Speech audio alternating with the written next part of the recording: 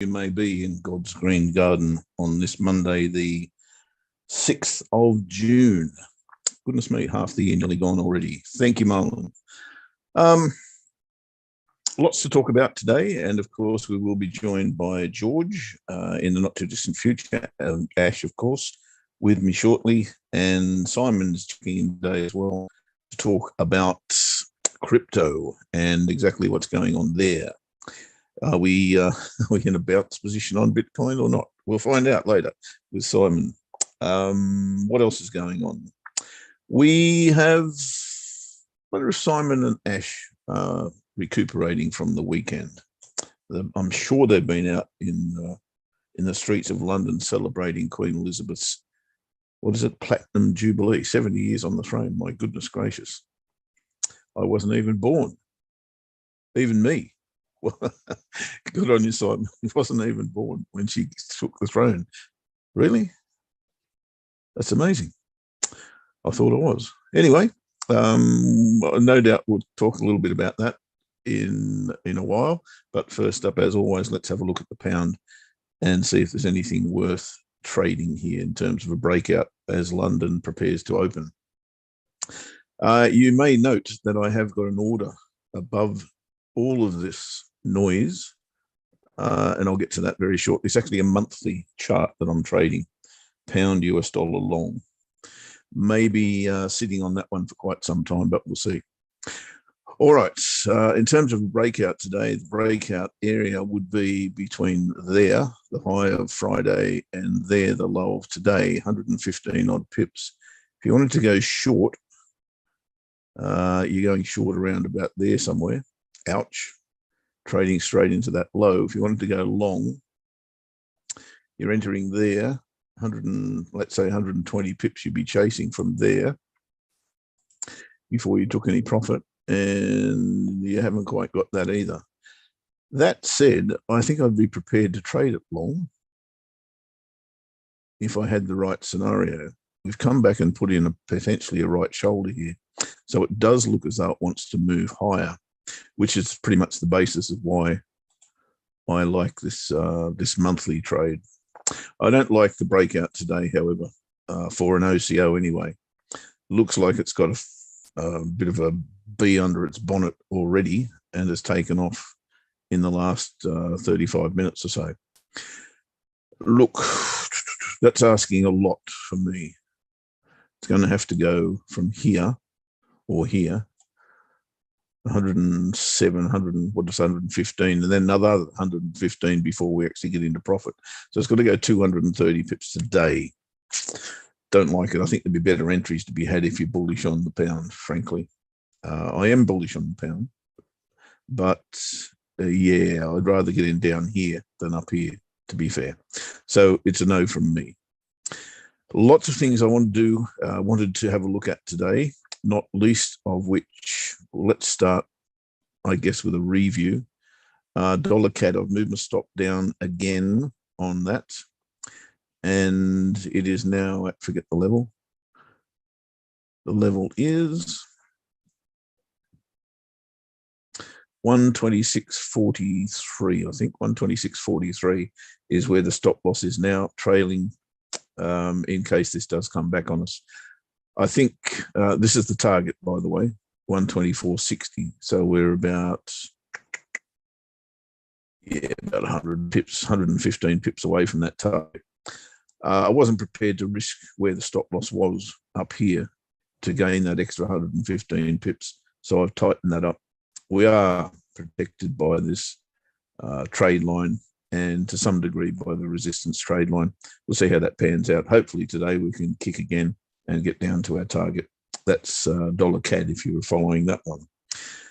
The only game changer bar of the week was this one, Euro Swissy, and I've spoken about Euro Swissy for weeks and weeks and weeks, primarily not because of what we see on the chart there now, but because of this level, which is kind of a cloud of a price, but I picked the level there. The reason is when the euro and the Swissy decoupled back in 2015, that is where fair value on the day was, well, the month really, but it was pretty much the day that happened so fast. That was perceived to be fair value. I'll call it fair value. It's where the candle closed anyway on the month. And since that time, 2015, we have been trying to get back. We got back to where it began, and then since then, it's just been a decline back to that level. We got below it, but didn't last too long. And I think this is a really, really key level because of that big move. Stay there. And we're trying. And there's that level there, right? We're trying to come back above it, failing. And we're going to have another crack at that by the look of things. So with that in mind, I think that level there is attractive to price. And if we can find a way to trade it to there, happy days. Unfortunately, on the daily chart, we've been in a range for, 2 weeks? Yep, 2 weeks and a half, actually. And we're very, very near to the top of that range, and the monthly pivot is dead ahead. That makes it a dangerous entry if you wanted to go long here. And I am biased to the upside, but maybe only till we get there. So really, in a risk to reward scenario, you're looking at 60 pips, not even to get 1-to-1. So it's just not attractive there for me to take that position. If we're down here, different story. So I'd prefer to range trade this at the moment. And the 4-hour chart is showing clearly that range. We're at the top of it. So normal procedure or MO applies.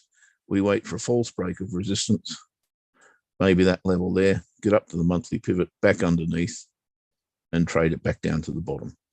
That's Euro Swishy. So in other words, I'm disagreeing with the weekly game changer bar, the only one on the charts today, which is suggesting we go long as a result of that bar or because of that bar. There is the hint of an ascending triangle here, which has already produced a false break to the upside. That, again, tends to suggest to me that long is not the place to go on Euro Swissie at the moment, but only at the moment.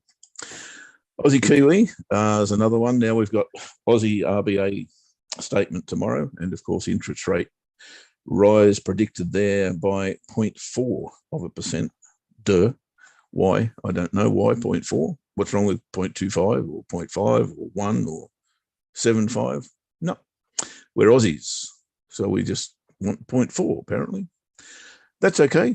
And the reason I'm on this chart, and Aussie's really strongly in focus today and for the next few days, with that in mind, something's going to happen here because we're right at the top of this recent range.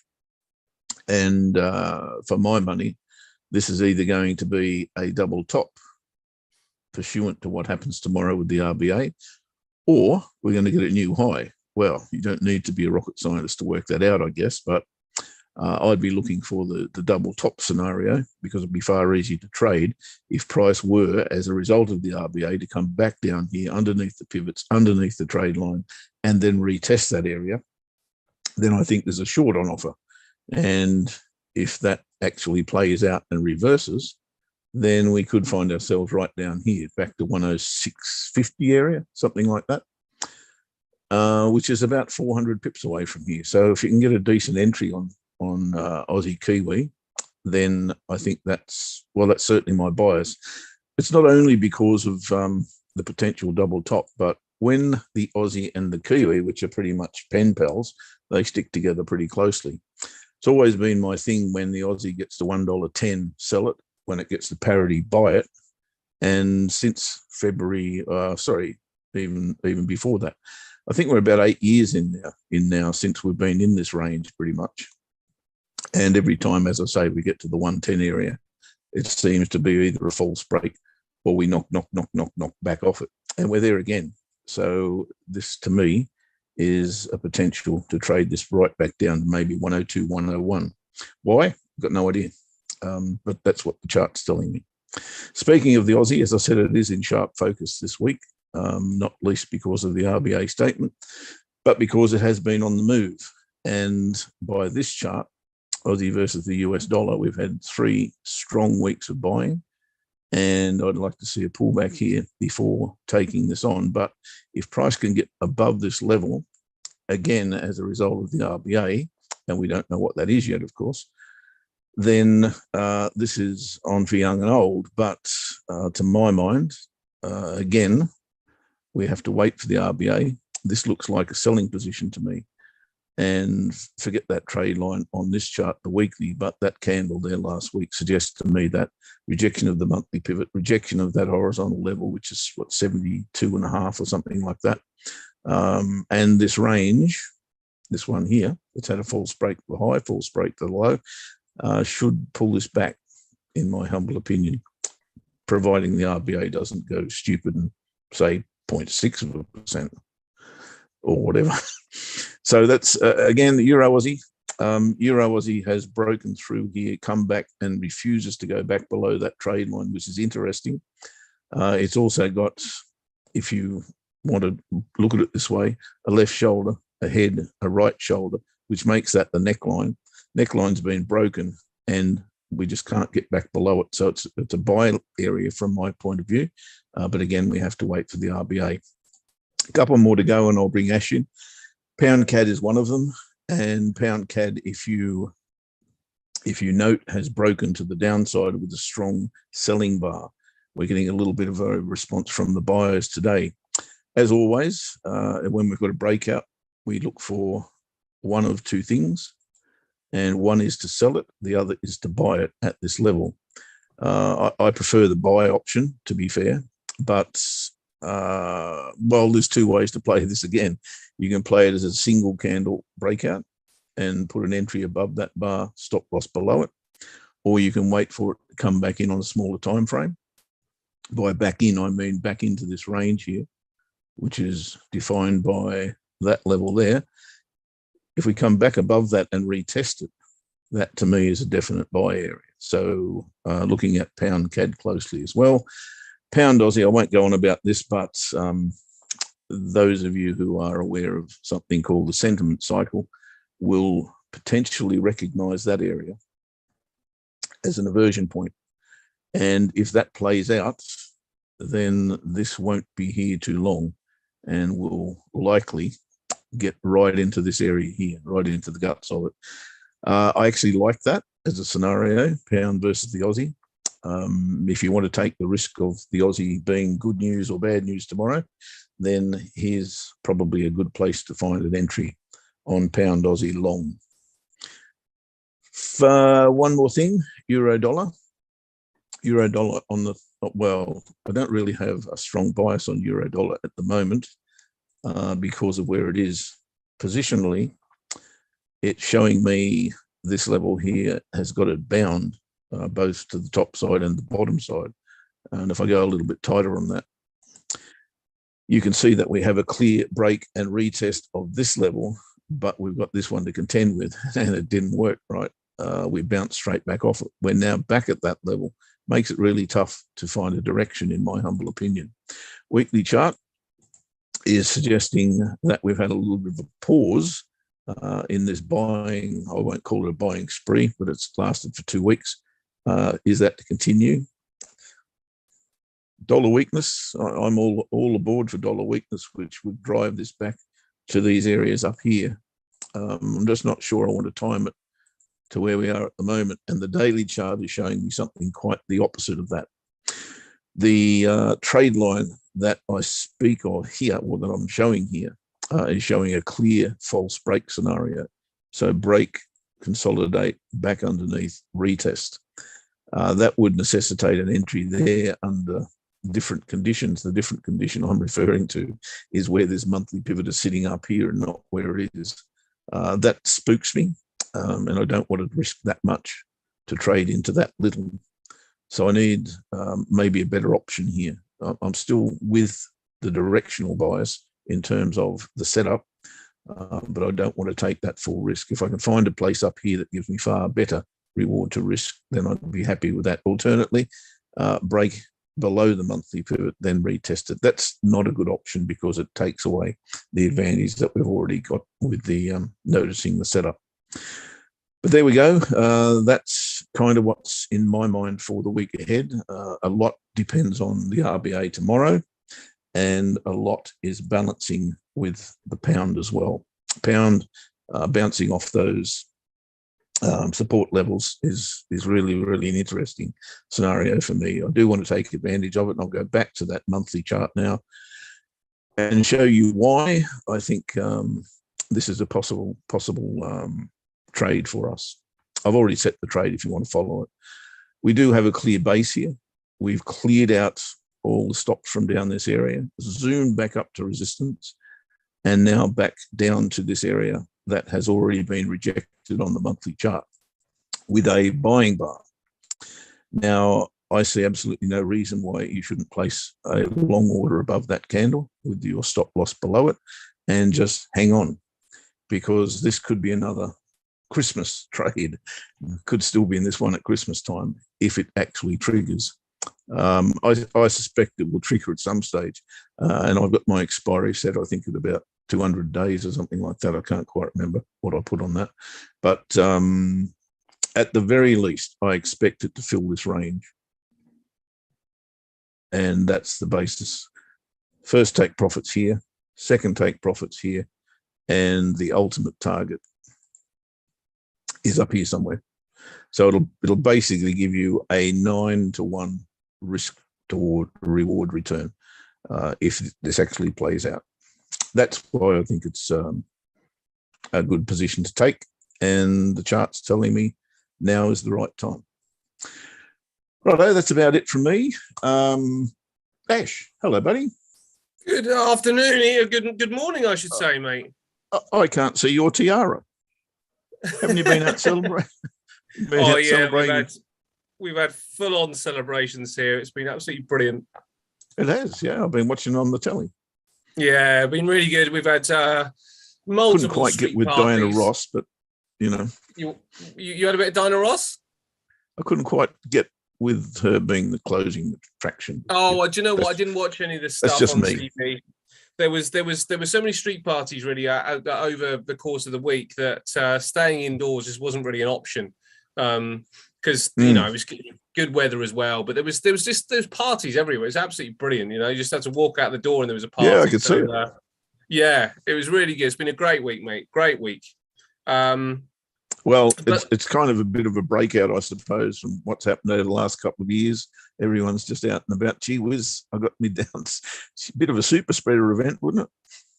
Yeah, well, absolutely. And do you know what's interesting is that the stock market is almost displaying exactly what you're talking about. You know, there was pent up demand really for a party, you know, for a national party, and that's why everybody was out and about. And the stock market is displaying something very similar today. I mean, I'll show you what's going on. It's quite interesting. I've just taken a long position in the FTSE and then closed it with a bit of profit because it's just. I don't know. There are a few things that make me a little bit nervous about the move to the upside now, and I'll show you what that is. In fact, let's start by talking about this. If I can find it.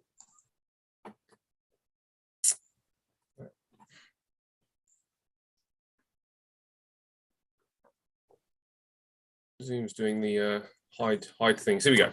Right, let's start by talking about the news for the week and what we've got coming up. The stock market, as I say, looks very keen. Nasdaq up this morning, FTSE's up this morning, CAC on up this morning, DAX up this morning. So looks like a little bit of pressure that has been built over the weekend, and actually really since Thursday, since we closed. The stock market generally looks like a bullish place to be. But let's see what might happen during the week. The Swiss are on holiday today, so not much there. Not much really in the way today. So that would suggest that any move to the upside or any confidence would probably result in further moves to the upside. As I say, the stock market looks pretty keen today, and I think it will potentially hold. Then, as you say, cash rate tomorrow from the RBA and forecast at 0.75%. Which gets them moving, and I think that if you think about the ones that are behind, certainly the RBA in Australia are behind with the cash rate hikes, and they've been comfortable enough to be able to do that. because of the commodity boom, really, that they've enjoyed with exports. So RBA looking likely to move, and that will drive the Australian dollar, no doubt. Not really a great deal else which is going to drive the stock market tomorrow or on Wednesday. A little bit on crude, which could be interesting as well. We'll look at crude in a moment. Then we get the euro, the ECB out on Thursday. Now, this is likely to drive the stock market. What is Christine Lagarde likely to say? And again, back to the fact that the ones that are behind, the ECB is way behind. Not quite as far behind as the Swissy and the yen, but they are behind and they are on the move. So they are likely to not only suggest that something's going to happen, they'll probably put some sort of date on it as well. So looking at some hawkish language, certainly from the ECB, they're predicted not to move, which I find quite surprising, but they are predicted not to move, but they'll probably put some sort of date on it. They are a little bit more measured than the United States. So they probably will mention, they'll probably state it, and then it'll be maybe the next one or something like that. We'll start to see the ECB start to get going. Macklem maybe could move something with the CAD, but probably not. Unemployment claims, but then the big one really is the CPI data from the United States. Are we going to get some sort of relief? Are we going to get some kind of indication that CPI is starting to drift? Because if we are, then there may well be some weakness in the dollar, and it really is going to be banking on that particular number.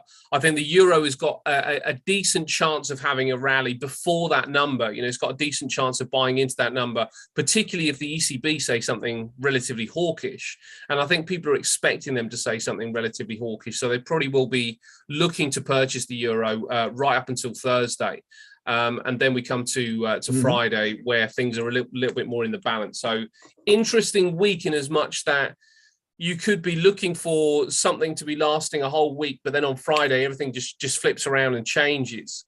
What does that mean for markets? Well, it probably means that we are likely, as I say, to rally initially. And if we look at the stock market today, the FTSE 100 looking good today, the FTSE 100. Looking like it's going to continue to move to the upside. Negative looking bar, but I wonder whether this might get taken out today, mate, or certainly all the way back up to the start again. So not the worst thing in the world to be buying the stock market, I don't think today. The FTSE 100. Looking at the Nasdaq, another really interesting looking chart. Short term on the 5, we are right on top of that daily pivot. But when you look at the daily pattern, is this the start of an inverted head and shoulders? Quite possibly, does this kind of take us up to, well, potentially 13,500? Does it take us up to that particular point before Friday? Possibly. Does it take us up to that particular point on Thursday, and then we see it rally on Friday? It's difficult to know. It really does depend on that CPI data. A lot does depend on it. But the fact that we haven't got it until Friday would suggest that there might well be just a bit of a relief rally, if nothing else, for these equities. So I am looking. Can I just leave you on that chart, mate? Oh, sorry. Yeah. When you finished. Go on. Okay. As I look at that chart, every single time there's been a game changer bar or key reversal bar, for those of you who don't know what I'm talking about, on that chart to the downside, it has tumbled, and you can start from the absolute top. That's a game changer bar. This one here. Yep. Yeah. Down. Next one down isn't, but the one after the big rally, the next one down is. Yeah. No, sorry. Over to you. Yeah, that one, or that one as well. But that one. Yep.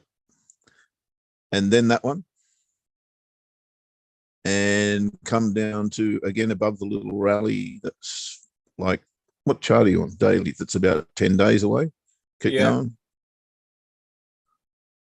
That one directly below your cursor now.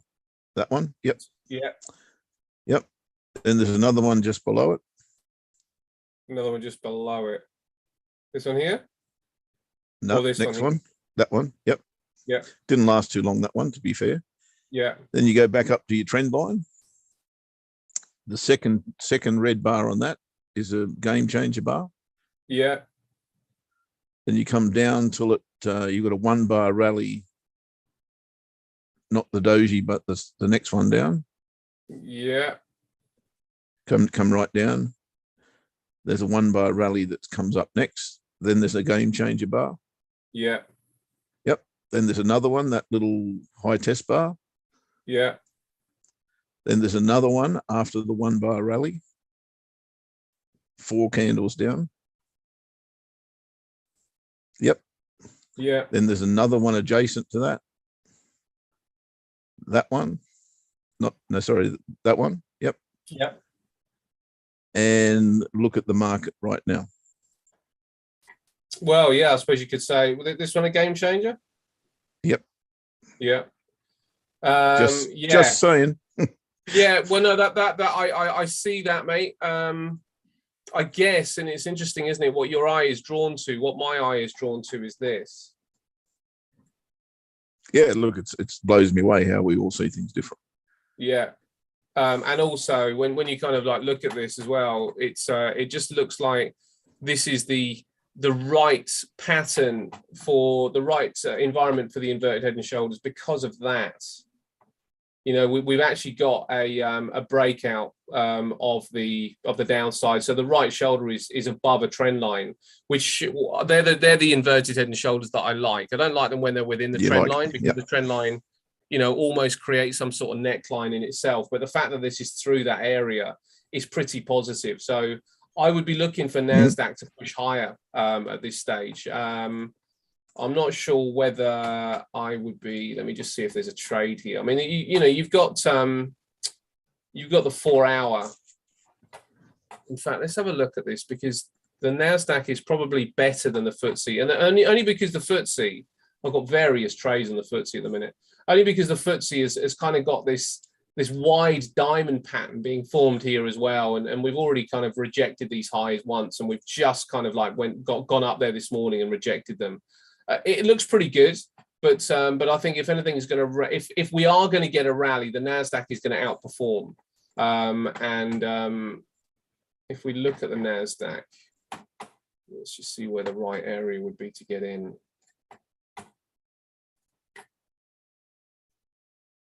Probably a pullback to this zone here.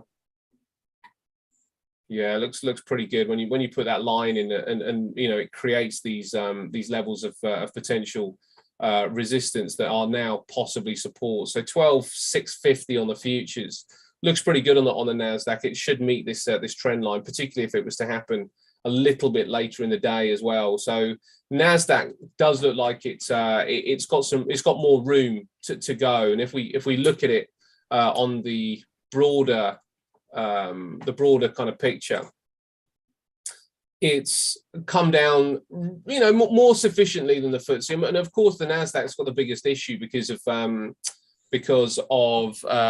the price of money now, and the fact that the companies in the Nasdaq are basically investment companies in the way where they invest back into the company rather than pay dividends. So the Nasdaq's got you know, much further to go if it was going to work out, but it's also the most dangerous. But you know, while kind of money's getting tighter. So I guess it's one of those things. If you believe there's going to be a rally, the Nasdaq's the place to go. If you're not really too sure, it's probably still back to the FTSE. And on the FTSE, WTI just rocketing to the upside. Okay, we're just having a little bit of downside as we speak right now, but just rocketing again to the upside. Looks like it's going to hold here at 118 and continue to move higher. That is good for the FTSE. Shell up a 1.2% this morning, BP up 2%. So the bigger companies in the FTSE are going to benefit from the fact that oil is going higher. But really, you know, they're all doing well this morning. Mining stocks are doing really well. Rio Tinto up 2.3%. So it's a bullish stock market as we speak, mate.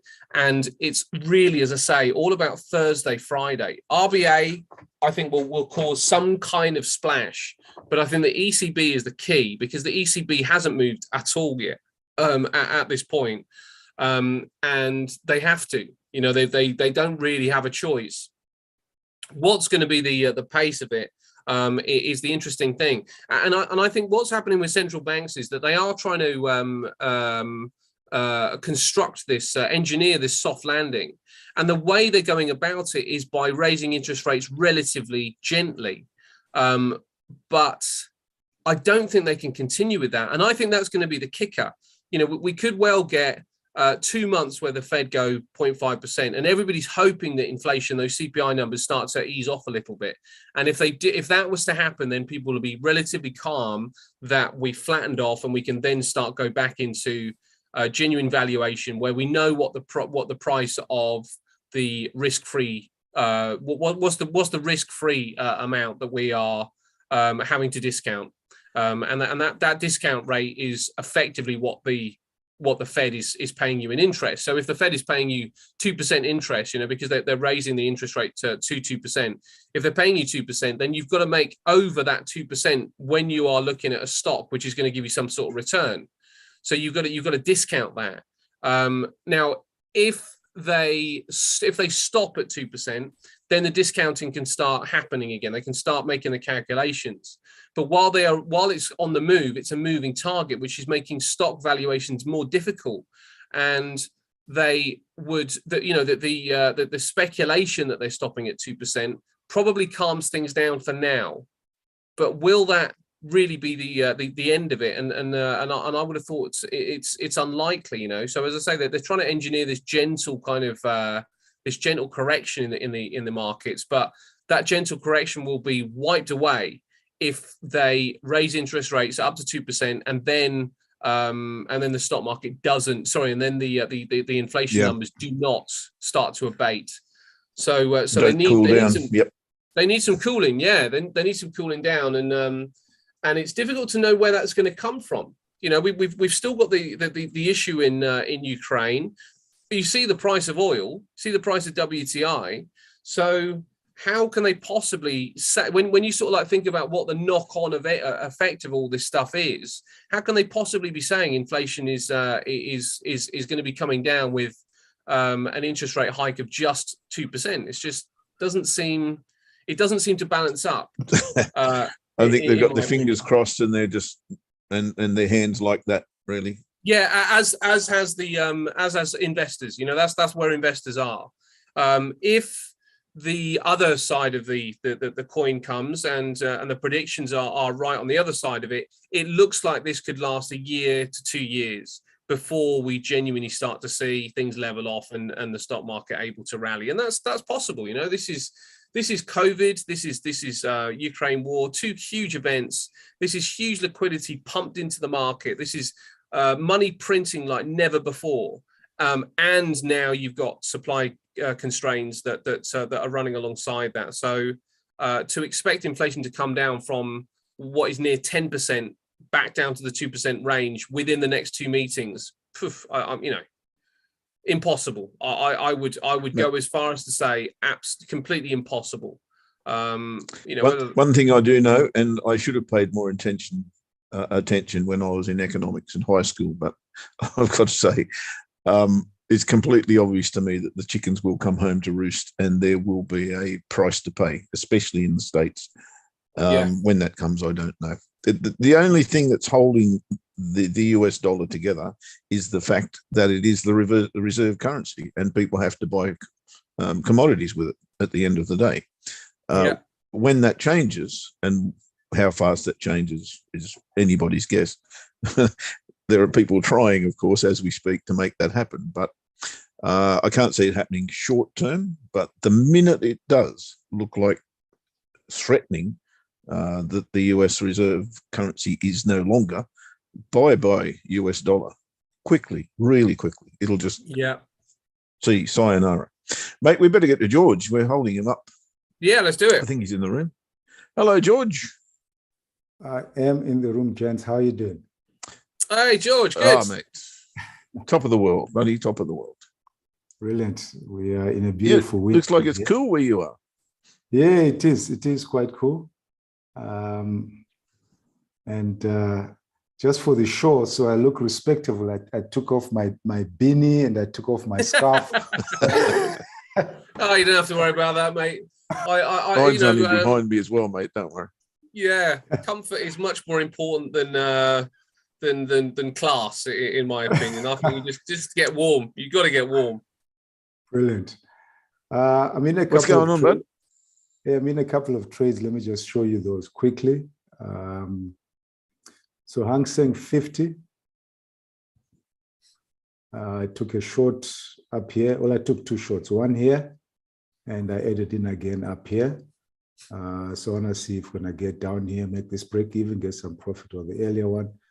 Or if it starts to turn and breaks above those resistance levels, just at the high of yesterday, then I'll get out of both trades. Reason for jumping into that is this huge bear move here at the open. I was watching that, so I was a little bit disappointed that I didn't get a pullback to jump in. And then we had this climatic reversal, which is fine. But based on that, my whole thesis is unless the bulls broke above the high of yesterday, then these bears will come back into the market. So we had a wedge pattern, which is 3 attempts by the bulls to go up, and then we had double tops near tight trading range. So at that point, when I had, where was I? I took the first trade here, white stop somewhere up there. And then after the wedge and the double top, I took a second trade. So that's a couple of trades I'm watching. Then another bunch, not another bunch, just one more. DAX 30, German 30. So when I look at the open, let's just move this about to show you guys. First candle is always important for me. Doji candle, bear candle means for me, there's a high probability of the bears coming back to the market, but I expect a trading range. So when all of this was happening, I was waiting to see if I could get an opportunity to go short. Wedge pattern, didn't quite like the fact that we had no strong break beneath the moving average, so I just let it go. There was the first attempt, then waited for another entry. At the double top, didn't get that, put a measured move in. And at the measured move, I just took a trade there. So I'm watching those 3 trades, and we'll see how they unfold over the next hour or so. Looking good, mate. I really like that. Any thoughts on the FTSE? FTSE is interesting. It's opened up hot, but there is a huge gap that we've got this morning. That you've got to be looking for it to close at some point. I don't know if it closes today, but it's got to be closing at some point. I mean, I just I don't see too much positivity really. Obviously we've got where's the first bar trade? Well, there it is. Yeah, look at that. Yeah. I'd be looking for that to close over the course of the week potentially. Considering what we've got, considering we've got CPI, considering we've got the ECB hawkish is not going to be good for the stock market, which I think your DAX trade becomes really interesting there. CPI is coming out hot. It's not going to be good for the stock market either. So it would be a shock really to see us break out to the upside. Whether we can ease down, I don't know. It doesn't look like it's going to be in this particular session. Maybe when the US comes online, something might change. But it looks pretty hot right now. But that gap is going to sit there, and eventually prices should drive down and close that thing up. Considering all the news, but you're not keen on a short today with the FTSE, but I see you not too keen on a long either. I am. Let me tell you why. So I just mark these yellow levels, as I call them, as areas I'm interested to trade. So here I'm interested to sell on the FTSE. So I've actually been looking at it, and we are in that zone where I'm looking to sell. So I gotta wait for one of my patterns, double top, lower high, wedge, whatever it may be, but I'm definitely looking to sell. When I look at the first candle, yes, that gap up plus the first candle means bulls are strong, but that second candle is problematic. If the bulls were strong, they should have given us follow through, right? Yeah. So with that, and expect the bears tell me that the bears will come back in at some stage, and getting to the level that I'm looking at, this yellow level, key resistance level. I was hoping to set up now, but it hasn't, just the way it's structured itself. So I'm going to wait and see if I get a double top, but I'm looking to sell. I'm in the zone. I just need the setup. Yeah. Yeah, I'm with you, mate. I mean, the only thing with the FTSE is that there's still where are we sitting right now? 7.6. I mean, there's still the possible 7.8 that might get seen before we really start to crash down. And it's what's going to be the thing that moves it, with all this and because of the way the FTSE is made up, because of the types of companies that are made up for the FTSE, very difficult to see it coming down while WTI continues to push to the upside as it is right now. Difficult to see it coming down if China come completely back online and exports of iron ore and things like that start to move higher as well with supply constraint issues. So I don't know what's going to drive. I don't know what the reason right now would be to drive the FTSE lower, but I think technically speaking, it looks like it's running a bit hot. Obviously, we've got this central bank kind of rhetoric on the other side of all this stuff. Boris Johnson is walking another tightrope. I mean, he's a possible call of no confidence vote, no confidence going to go through Parliament. Maybe that might do something to the stock market. I suppose it probably would if they're going to be changing the leader. But otherwise, as I say, companies that make up the main aspect of the FTSE are going to be doing well right now because of the price of their goods. See, there's all these resistance levels they're going to get through. The high of last month, is high of the previous month, which is the present high of the year. Yeah. And if you look at how we got there before, I mean, yes, it's bulls pushing the market up, but not really very strong. It's like more like a bull in a trading range. And it seems like we're kind of repeating ourselves here again. So the bulls would really need to put a couple of strong candles for us to be, at least from price action, be convinced that the market is going to go up. So this whole area here, if it doesn't happen today, I'm still going to just keep watching it. Is a sell zone for me. Yeah, with you on that, mate. Totally with you on that. Thanks, buddy. Really, really good, really good stuff. That's what I got. Yeah, I'm just going to keep watching my stuff. Yeah. Good stuff, mate. Good stuff. All right. Well, we'll see you back next Monday. All right. Take care then. Cheers, guys. Jeff can't unmute. He doesn't know where the button is. Sorry, mate. I was talking to George. Mate, yeah, I've been told that before. You have the big day Wednesday, mate, coming up. Do you not? Yes. Yeah. Thanks, Jeff. Second Wednesday of every month. Wednesdays at the market with George. So 8 hours in the market. From the Asian Open, 2 hours, 3 hours UK Open, 2 hours Europe, US Open, and then no-dos. Another no-dos. Yeah. 8 hours, George. You're doing an 8-hour session. Well, it's broken up into 4 sessions, and it's times that I'm in the market anyway. I'm up to trade the Hang Seng 50 at its open, which is 3:15 my time. Yeah. And take it all the way through to the end of the UK session, 6 p.m. So it's normal work for me. Brilliant stuff, mate. I'll tell you what, I mean, if anybody going into that is going to learn a lot. I mean, the way that your commentary on the market is fascinating. When you look at per bar and the pattern that you're kind of waiting for. And this is the thing I've said before, it took me probably 2 years to really understand what Jeff was doing. I still don't fully understand it, but it took me a couple of years to really understand sort of. There's a lot of people who don't, mate. Yeah, but the little things help. The little things kind of almost allow me to see the market in a different way, and it's been brilliant. And I'm finding the same with your stuff, George, because it's so different to what I do. You say stuff which is just little gems that I kind of I pick up, but I think it's going to probably take me a couple of years to fully understand what you're doing. If that, I don't know whether I'll ever get there. I'm not quite sure, but I, what a brilliant opportunity, sitting around for 8 hours, watching you trade and all that kind of stuff. Just a great learning tool for somebody that looks at the market in such a constructive and dissecting way. Absolutely brilliant. Yeah, I've just popped in your chat the links. The ATW links to the 4 sessions. So whoever is interested. Stuff. There you go, guys. Jump on those. Thank you, George. All right, guys. We'll catch up. Have a great day Wednesday and night, evening, morning, the whole day. Speaking of 3:15 a.m., somebody just got home, I think, from Lisbeth's 70th. How you doing, Simon? I'm good, mate. I'm good. Yeah, it's been a bit of a rousing few days, shall we say? Yeah.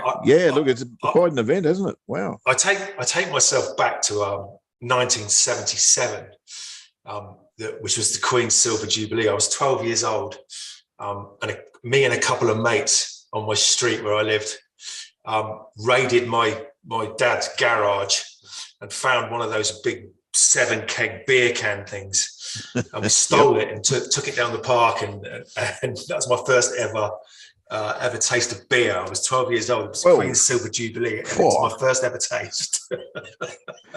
So obviously, it tasted okay. The tradition continues, right?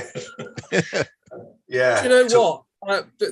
Talking of the Jubilee, I'd forgotten this. The other day, I was looking at the news. I was checking out the news for the Jubilee. I'm going to see if I can find it. And I went on the BBC website, and there was something about what you're saying about with 1977. There was songs released for the Silver Jubilee. I don't know if you remember those sites, but unfortunately, you do. Well, this is right. So this is the interesting thing. I'm just trying to find the link. In fact, I'm going to try and find the link before I say what I'm going to say. But there were songs released from different parts of the country. So there was one from Birmingham, one from where else was it? Like one from Cardiff, all these different things. And then because of nostalgia, they decided to release this. They released it on the Platinum Jubilee. Right, I'm going to try and find it now. If you have a look at this link, this is it here. Not subject to copyright. You don't want to put us off the air again. Well, I hope it's not. I hope it's not subject to copyright, because that's a really, really cool story. No, we'll find out. There you go. Well, it should be all right. There's the link, right? In actual fact, I can probably share my screen. All right, we will get to Bitcoin shortly, guys. Yeah, only because this is quite freaky for me, right? And Bitcoin's boring at the minute, so this is perfect. Right, I'm gonna share my screen. I'm gonna share my screen just so I can talk everybody through it properly, and you can see the link there. Right, so I kind of get online, checking out the news for the day, but then I sort of go to the BBC website and I go to the archive, and I start scrolling down and I sort of see these songs. And I go to this one here. You guys got any idea who this fella is?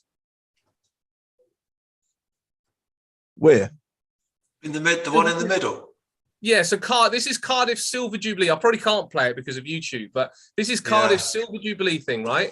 This guy here. Now it was a bigger picture. It was a thumbnail when I saw it, and it was his face. We want to hazard a guess. Want to hazard a guess who it might be? John Long. Not John Long. Closer than that. Oh, wow. Ash? Is it you? It's not me. It's 1977, Jeff. Oh, it's not Welsh. But you're getting close. Getting close. I'll give you one more guess. No. Anybody in the room? Anyone in the room want to hazard a guess? You probably can't see the face, and I can't play the video. But you can click the video yourself. So that's my dad. No way. So he released a song, he died of like, I don't know, 7 years ago or so. And so I didn't really sort of have anything. So I was looking at the news and I was like, who's that fella? And I sort of like to recognize his face. And I remembered he released a song. He told me he released this song for the Silver Jubilee in 1977. And I clicked on it, and sure enough, that's him. So I'll be bugging. It was the freakiest thing, and it's quite nice that he's kind of been immortalised by the BBC now. Anyway, that's brilliant. That's where you get your music from, right? Because you're a big music guy. That's obviously comes from your dad, yeah. It does. I mean, I'm at pains to put the link in because the song is absolutely atrocious. It was still quite cool. Still quite cool to find that, after not first thing I do when I'm off the air. Yeah, not seen him for the last 7 years. Then he just appears. There he is. Yeah, in a timely manner. Yeah. Yeah. Okay. Bitcoin. Let's talk crypto. There you go. Yeah, we had a nice little green bar today. I've not been keeping an eye on this over the last 4 days. It's been a bit busy, but trade wise, for me, I need to get above this monthly pivot if I'm going to go long. Short below 28,500, but. And I looked at this false break last week, or whenever it was at the start of the week. Let's put a box on it, call it around there. And I went back and I watched this go out, and I thought that's coming back because we're in a bear market, and everything that goes off in a bear market generally comes back pretty quickly. So false break. Let me see if I can get back in this box, get out of a Jeff style entry, and see if we can get back down here. So I had a little look, waited around, stuck it on a 30-minute chart, trying to wait for something. So it came back in, looking for an entry back up here. No, went straight back down, straight down it went. Dropped down to the 15, same again, no entry for me. Now, yeah, just I'm kind of in a non-trade mode at the minute, just because I just can't. So all I'm doing at the minute is finding these fabulous people. So I'm going to share something with you guys. So I found this really cool. I think I shared. I was going to ask you about that actually, Si, because of what we're currently going through. Is it possible that the crypto market just becomes harder to trade because it is going to get rangy, and because it's cryptos, the ranges are going to be quite wide, so it'll fool people into thinking when it starts going up that it's a long, and then all of a sudden it reverses again, but it doesn't go all the way down, it sort of manages to hold. Are we in a phase where it's just going to get eminently tricky? I mean, particularly to invest in it, I suppose it's probably not the time to invest in it potentially, but to trade it is probably going to be, I don't know, unless you've got a very, very clear idea of the way you're going to approach it.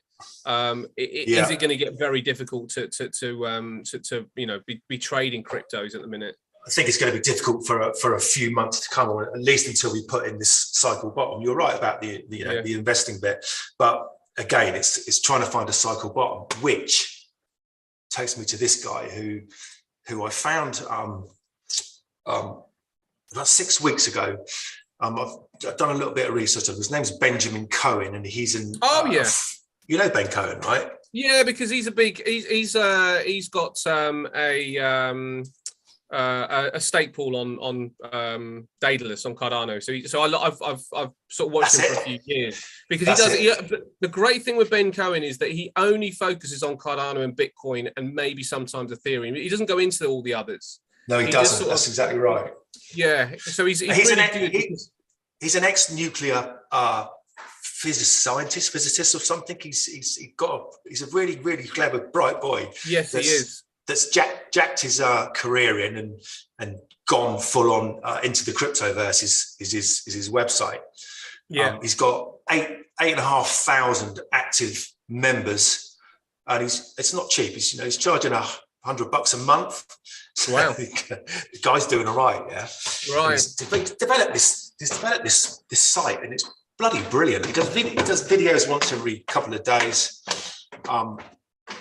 and he's come up with this fabulous website where it's giving you the risk on BTC and the risk on the major cryptos, if you like, against Bitcoin and against USD. But some of the stuff on here is fabulous. Where's the one I liked the other day? That one. This is a paid subscription website, is it? It's a paid subscription website. Yeah, you get access to all these indicators. Let me just find the one I was looking for. Indicator dashboard. That's not it. Charts. Okay, here they are. So, for example, I mean, we've all heard about the fear and greed index, which is there are some guys in the crypto space that just simply wait for the fear and greed index to drop below 10, and they just buy Bitcoin. That's what they do. Right. That's their trading strategy. Buy Bitcoin when fear and greed is 10 or below. So if you look down all these bottoms down here, you can see that 10 is the lowest it's ever been. So that bottom was a 10. the COVID bottom, that's obviously the bear market bottom 2018. That's the bottom of COVID. That was a 10. That one wasn't. That was a 10 down here, an 11. And we're currently today, or yesterday, sat at a 10. So whenever the fear and greed index is at 10, it's usually, quote unquote, a really good buying opportunity. Fear and greed index, have I got that up here? Yeah. So today I looked at it, it's 13, but you can see extreme fear all of last week. Yeah. Now, these are generally good buying opportunities, but I'm still not convinced because of the other stuff that he's got on this website. Another one is called, where's that risk band? Not that one. Bear with me, chaps. Price color coded by risk. So his risk numbers, which we saw on the first page, they basically say that the best time to be a Bitcoin buyer is when the risk number is below 0.2.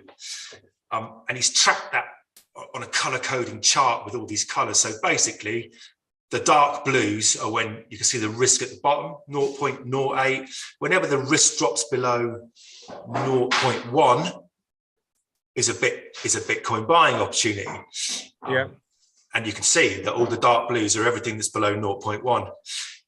At this stage, we're just moving into this light blue stage before the dark blue stage. So we're printing light blue dots, and the buying opportunity allegedly comes when the risk, which is down here, is below 0.1. When it's below 0.1, it turns into dark blue. So that's one reason I'm thinking I'm sitting back. I can come up with loads more if I go all the way through this thing. Well, when you say you're sitting back just for wait for that condition to happen before you buy in. I am. Yeah. I'm not going to buy any more Bitcoin until my conditions have been met. And if I miss it, I'll get the next higher, low, or whatever. But everything I'm looking at says we've got more to go. Even if I jump on these little babies.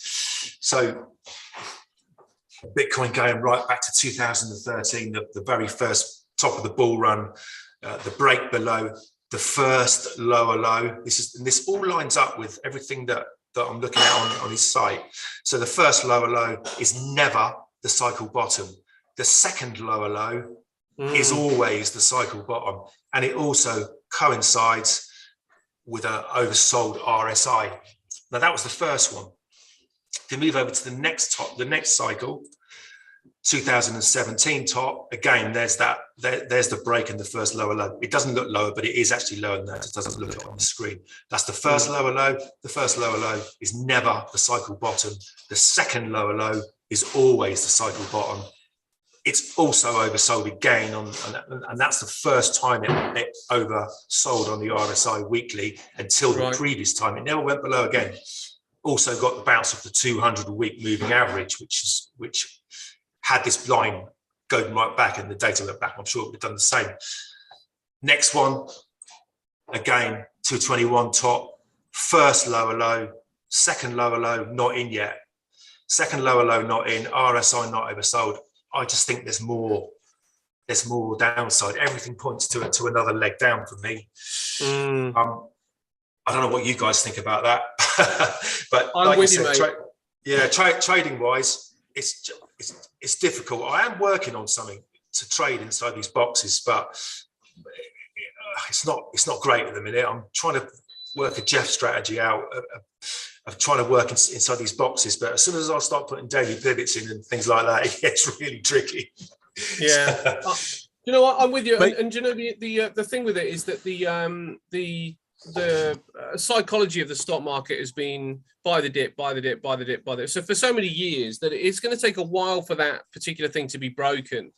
And I don't think anybody's really some people expect a bear market, but I still think there's enough people out there that don't expect there to be an out and out bear market in the stock market. I think they're still sort of hoping for something else, which suggests that rallies are probably going to be quite significant. You know, they'll probably rally sort of like quite well. And then turn around because it's more of a gentle move down this time. It's not like we're getting an absolute collapse. We're getting just an erosion really of companies' wealth. as the Fed goes relatively slowly. Central banks go relatively slowly. So I think with that erosion, it's possible that it eats it away, a lot more gently, or it's possible that eventually sort of like people go, you know what, this isn't stopping, that they're not stopping raising interest rates. And we really are going to start losing genuine profit lines here. And then we get the collapse, and then the Fed, and then the Fed potentially pivot. But I don't see why it like looking back in history, during the dot-com bubble, who was the central banker then? I can't remember, but during the dot-com bubble, and then we had the collapse, it was QE that kind of saved things. Yeah. During the financial crash, Ben Bernanke changed things around, and it was QE that changed things. During COVID, we had the crash. It was QE that changed things. So I think that we're much more likely to kind of get a rally when the financial, the monetary condition loosens rather than tightens. I can't see why we would rally into a tightening period. It just it seems against the grain, It's a Fed pivot, isn't it? We need a Fed pivot before. I think so. Even if that pivot is just we're not going anymore, and I think the reason that we might be getting rallies is because there might be an expectation that we won't go too much further. But that we're still, the jury's out on that one. Yeah. That they're not really sure. You get some of them coming out and saying until we get to 4% interest rate hikes, then we can't really stop. This thing's just got to keep going. And some people have said 8% and all sorts. But you can just see the numbers. CPI hasn't calmed down. CPI continues to push to the upside. PPIs are crazy numbers on the PPI. Yeah. So if they're paying more for products, if the managers are paying more for products, of course they're going to eventually push that out to the consumer. Oil going up in the way that it's going up. The war, meaning that food, that the source of food is diminishing. There's just not really, can they just lower interest rates into that? I don't see how they can. On the same token, I don't see how they're going to raise interest rates and curb inflation, because it's not really caused by. No, that's right. And that's the whole thing. They have to look at the cause, not the solution. Yeah, they do. But then, do you know what? As I say it though, on the flip of that, they did overprint. I mean, they printed they printed and printed and printed. So at some point, they've got to take that liquidity out of the market somehow. As Jeff said, the chickens have to come home to roost, right? Yeah, they do. I'm totally aligned with Jeff's US dollar thesis. I absolutely agree with that 100%. At some point, that thing. Yeah, it's bye dollar one day. Don't worry about that. What about Solana, mate? I mean, Solana sort of like was meant to be this Ethereum killer, and we keep getting hacks. You keep getting hacks. Yeah, it's more about the outage, isn't it? It can't handle the transaction pace. Right. It's had so many, which is why it's bleeding really badly at the minute. Yeah. I've never been a big Solana fan. It's different. It's different code than Ethereum. So Ethereum is a code base written with Solidity, and Solana is written with a code called Rust. So they're very different in terms of how they're built. That's as technical as I can get with it. Yeah. The outages, and obviously we're in a bear market anyway. I think it's really going to struggle, Solana, for the next 6 months. I think the whole market's going to struggle for the next 6 months. But Solana keeps. I mean, Solana was sort of like it was kind of lauded as this thing that had all this investment. It was going to be the best. It was the quickest. It was and it still is. Still is the quickest. It's still the quickest, but then what's the point in being the quickest if you can't handle the transactions? Exactly. Because then you almost sort of like, I guess it's the hare and the tortoise, where you go really quickly, but then you have to stop. Yep. Exactly. So. I mean, what's going to do we sort of say, okay, fine, Solana's got its issues. We know what they are. It's still well worth it. It's still people will still build on Solana, because that's what it will come down to in the end, right? If people are willing to build on the network, then it will get adoption. Yeah. But at some point, will people go, I don't want to build on it. It's too brittle. I think there's a new kid on the block that's going to arrive in the next year. The Radix team, the guys in England that are built the Radix engine.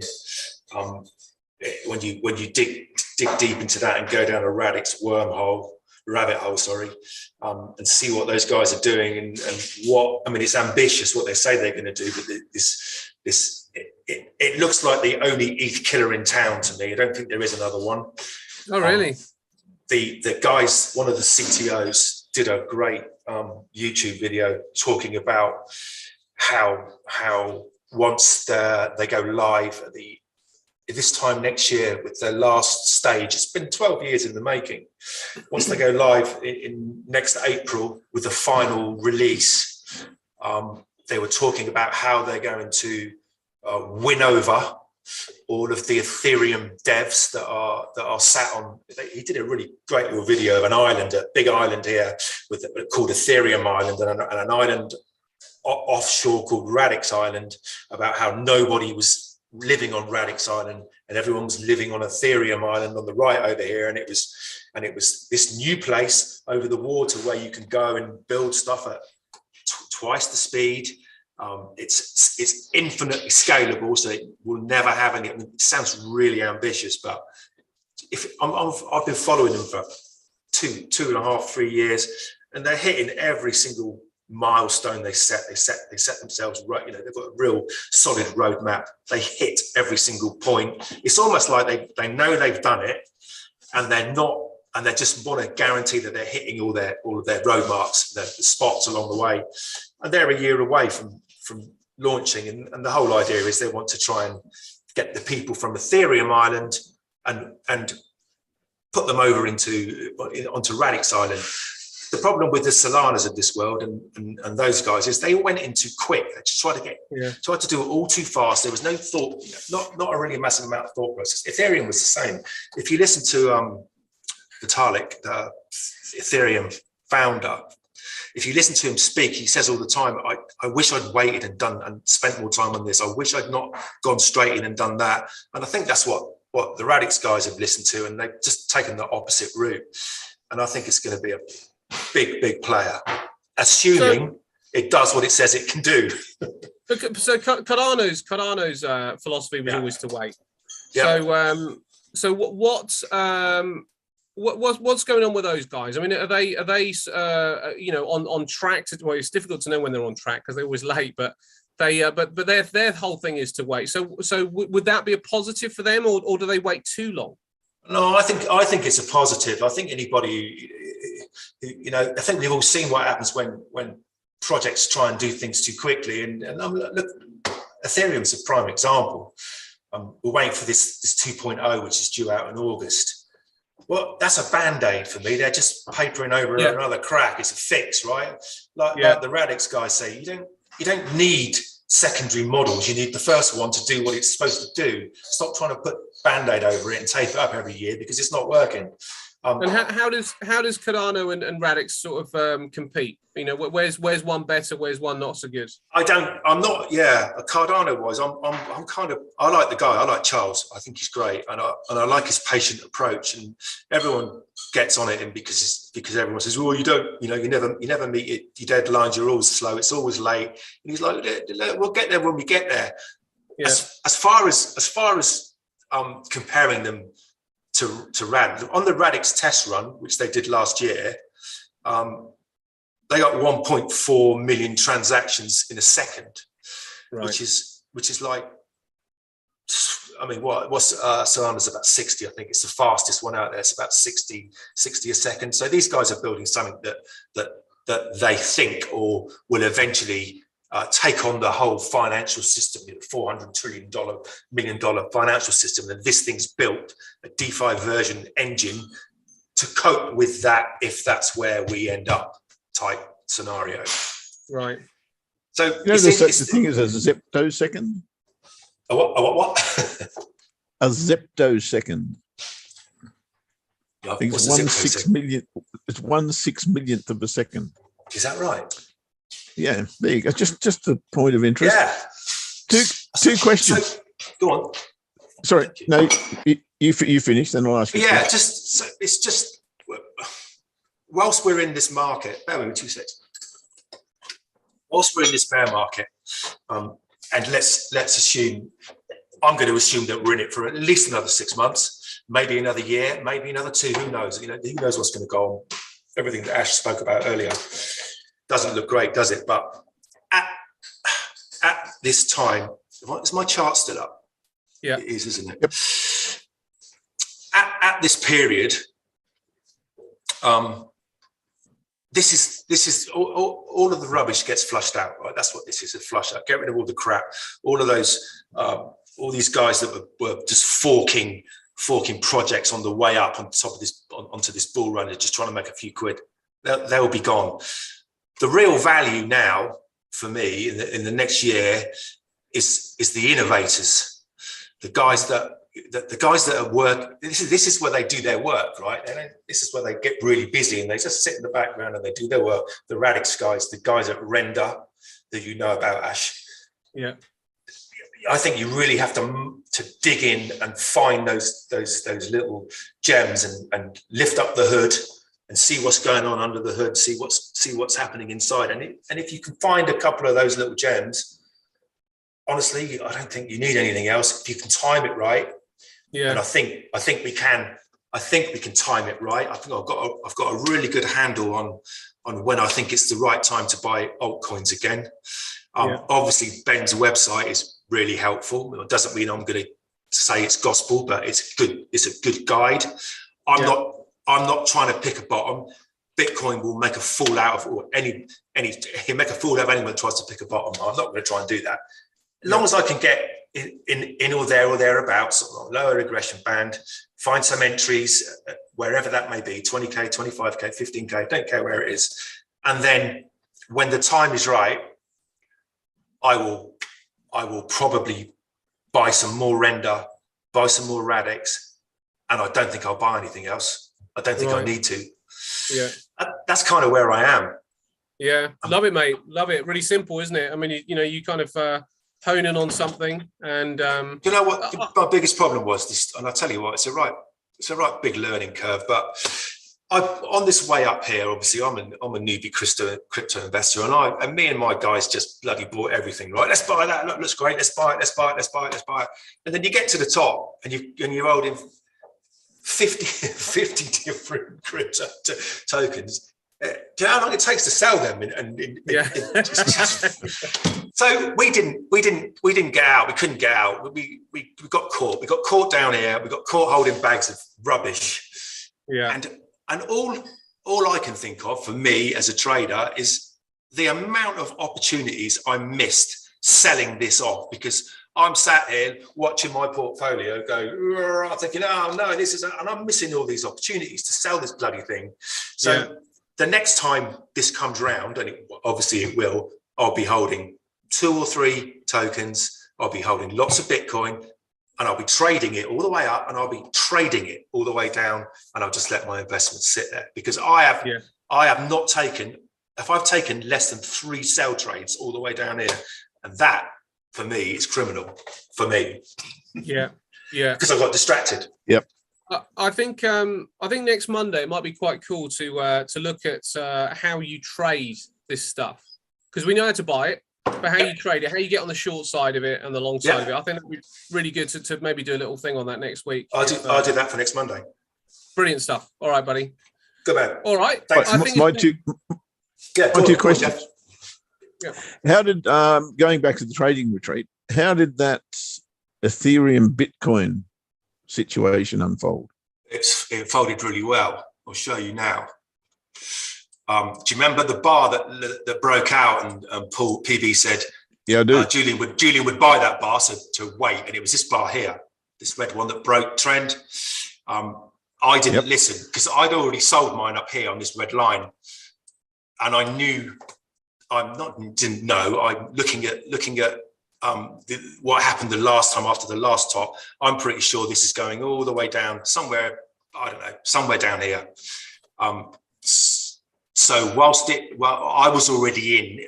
Had we come back and when I say I was already in, I rinsed all of my Ethereum, which I was holding, into Bitcoin at this level at 0.7, because I saw this was going to break due to the market cycle and where we are in it. Would I have traded it? Yeah, I would have done. If I'd have got a breakdown here and a retest up here, I probably would have taken the trade. But as you can see, it just kept going, and I'm glad that I rinsed all my Ethereum into Bitcoin up there, because what's that as a drop? I mean, it's going to go further. So I mean, that's 21% drop. So when I get to the bottom of that move, I'll flip it, and I'll flip all my Bitcoin into ETH. And we'll go, not all of it, just some of it. And we'll go back up the other way, and then I'll flip it back and come back down the other way. That's the plan. I think it's great, mate. And I think that, maybe sort of let's go into this on Monday in a bit of detail, because this is the great thing about this stuff, isn't it? I mean, this is stuff that's been going on for decades with silver and gold, the silver and gold ratio. You know, when you think that silver's going to go high, you kind of get out your gold positions and flip into silver, and vice versa. And it's a great way to kind of make money internally with just kind of, holding two different things. I mean, this is a bit like, I mean, I was watching Jeff on his charts, that GB Aussie thing looks great. It's just the same thing, right? I'm just buying a load of Australian dollars or whichever way around it was, and just sitting there for a couple of months or 6 months or a year, as Jeff said. And then when it gets down the bottom, I'll just flip it back the other way, and then I'll flip it back the other way. Is there a way that you can trade this side without actually holding ETH? Can you actually sort of like speculate on the move between ETH and Bitcoin? That's a good question. No. Okay. So there's not really a way that you can short Bitcoin without actually holding it. Only on futures. On the futures. Okay. Yeah. Okay. All right, mate. Well, which we can go into next week. Amazing. All right, that'd be brilliant. Cool. Let's do that. And second question, Jeff. We'll go back to that chart that we're on, yeah, and I'll show you one thing. Where that range broke. Yeah. That one. I can't remember what chart. Are we on Bitcoin or ETH Bitcoin? No, ETH Bitcoin. Yeah. Okay. Daily. Back to wherever the trading retreat thing was. There. Okay, that was here. Let me just widen that up. That was so if we can zoom in on that. Yeah, hang on. The bar that broke the range, which was the bar in question, right? Yeah. That one. What? Yes. Yeah. So what that actually becomes is an OCO. Yeah. So it's either going to it's absolutely going one way or the other, right? Which is like the trade you just put on, yeah? The trade you just put on where you've got one at the bottom, one at the top, and whichever way it goes, clicks. Yep. Because the bar is so strong, and that's the key to it. If it's anything but an absolute decisive bar that doesn't close on its low or its high, as the case may be, I think that's the key to it. This is Julian's fake out, is it? That he was. Yes, we were looking 100%. At. Yep. Now that changed. I'll say my fortunes on, certainly my stress on trading false breakouts or fake outs, if you like, of ranges. Because as you know, that's one of my favorite things to do. But normally it would take me 5 candles or 5 bars to get a setup of a false break of a range. And this way you can trade it in one bar. I remember you back in the day, you'd saying 3, 4, 5 bars before you can confirm that breakout. I like it. So would you taken that bar at market, had you been asleep, would you have taken that sell at market and then just put a buy stop above it? Or would it have, I mean, you would, wouldn't you, if that's what you were going to do? Well, you do both. You'd put a buy order above it and a sell order below it. Yes. Okay. But had you been awake and watched this bar close, you'd have just immediately market sold it and put a buy order above it. Yeah, I haven't got the kahunas to do that. I'm not a market entry person. No, okay. I have to wait till I get a little bit of insurance. So, but you know, I get it. The more I look at that, the more I see things.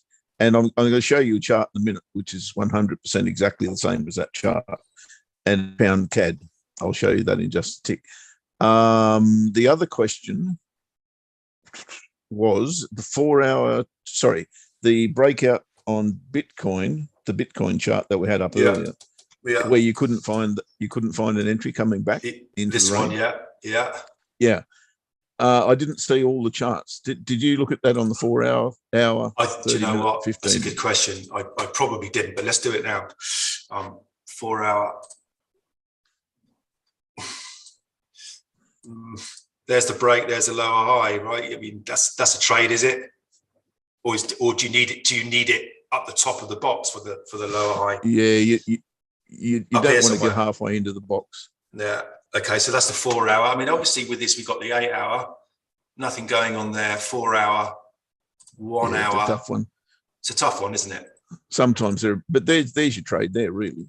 If you look at the breakout bar, yeah, you could have put an entry underneath it. Yeah. And there's another one.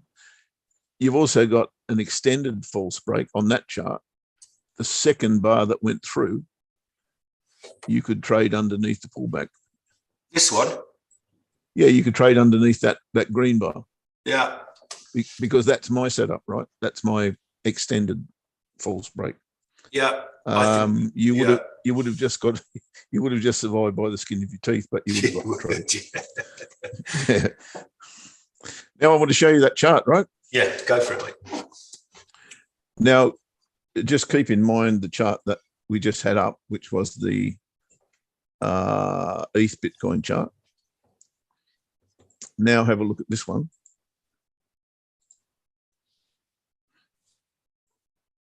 This is the daily chart on pound CAD. Yeah. 100%. It's 100% the same, right? Yeah. So entry here as an OCO. Yeah. And I would expect that that's going back to there. Yeah. Is the GB Aussie one much the same? The one that I'm trading. No, okay, right. It's not there yet. Okay. This higher low. No, the one that I'm trading is on the monthly is pound dollar cable. Oh, that was it. Cable. That's it there. Yeah. So I'm expecting that to go to there, and in extension, which is why I want to be in, up to here. Next Easter. So that. Next Easter probably, but who cares? Yeah, who cares? That's right. Who cares? That's 9 or 10 to 1. I mean, your spreads, your bloody swaps might be a bit of an issue. Yeah. But you never know, you might get positive ones. All right, yeah. So thanks, guys. That's very interesting. In particular, that one. I like that one. Yeah. Yeah, so do I. Right, are we done? We are done. Now, yeah, get yourself to sleep. Thanks, Si. Really good stuff, mate. Really interesting. We'll look at some trading stuff next week. I think that'd be awesome. Because what I was going to say is that some people might be holding some. I mean, I am. I'm holding some of these coins, and it'd be quite nice to hedge out some of the risk by trading it. Yep. Okay. Let me work on that this week. We'll come up with something for next Monday. Nice one. All right. Have a great week then, guys. Happy days, guys. We'll catch you Thursday. Yeah, everyone in the room, thanks very much. Is John in Thursday, Jeff? As far as I'm aware, John will be in Thursday, yes.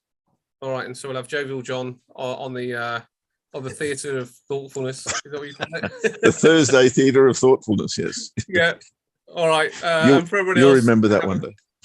If you're in, we'll see you then. If you're not, then have a great week. Watch out for Thursday and Friday. I think they're the big days this week, so be a bit more careful around those times. All right, thanks, guys. I'll see you in a few days. Cheers, guys. Have a great week. Thanks for being our trading buddies. Bye-bye for now.